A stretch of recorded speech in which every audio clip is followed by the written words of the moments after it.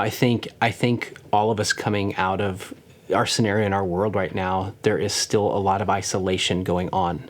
And I think we're seeing that taking place all over, and really the goods and the bads of both of that happening. And I think there's the scripture that tells us if we confess to God that we will find salvation, but it also says if we'll confess to one another, we'll find healing. And there's something so spiritual about us confessing to one another those things in us that we feel like that no one else should know about. Those things that we shove way down and say, I'm going to take this to my grave. There are many times in life where there's things that have happened to us and we think that we can compartmentalize them and unplug them and push them over to the side and that they have no power until we plug them back in again. But the truth is, they're just lurking there until some point it's going to come out of the body.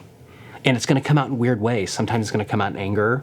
Sometimes it's going to come out in the way we talk about other people. Sometimes it's going to come out in different, maybe self-harm. There's all kinds of ways and things that we're going to turn to. Maybe it's turn into the opposite sex, or maybe it's different ways of us finding ourselves trying to cope or use or whatever it is to try to get these feelings to either push back down, go back dormant. But the truth is, at some point, anything that's not supposed to be in the body will eventually try to make its way out. And it doesn't matter what you do. If I get a splinter in my finger, I can cover it up with a Band-Aid, but eventually at some point, it will make its way out of the body. It will turn into an infection to the point where then it will start to come out. For some of you, the only way for some of you that you're going to get past your past is to actually let it out into the light.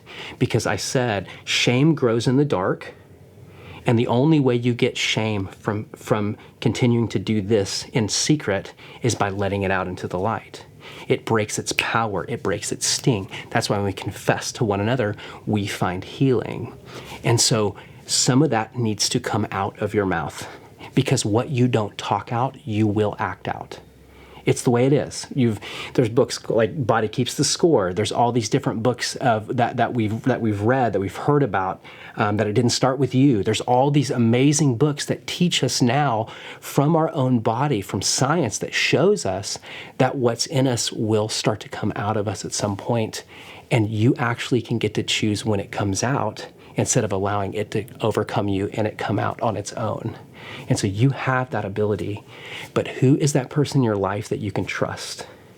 A wall is not a boundary. A wall is keeping people out. A boundary is, you can come into my space if we agree upon these things. A wall is, I never want to talk to you. I don't want you in my life. I don't need anybody. No one's ever going to find out about this. I'm never going to let this out. That's not a boundary. That's a wall. Now, yes, you should not cast your pearls before the swine. You should not trust your greatest, deepest, dark moments that either you chose to find yourself in or someone else in their own choices got you into, right? Isaiah 61, it says that there are two kinds of people in this world. There's prisoners and captives. Prisoners get there because of something they did. A captive gets there because of something that's been done to them. One of them was their fault. The other one wasn't. And for some of you, the things that are deep down, that are stuck deep down, that are shame, came from your own doing. And some of the shame that you feel has come from someone else's doing. But both of them have a promise from God. Isaiah 61 says he brings freedom to the prisoner and the captive. Freedom can come to you. But sometimes we need other people that are in our lives that we can trust to share it with so that we can find healing.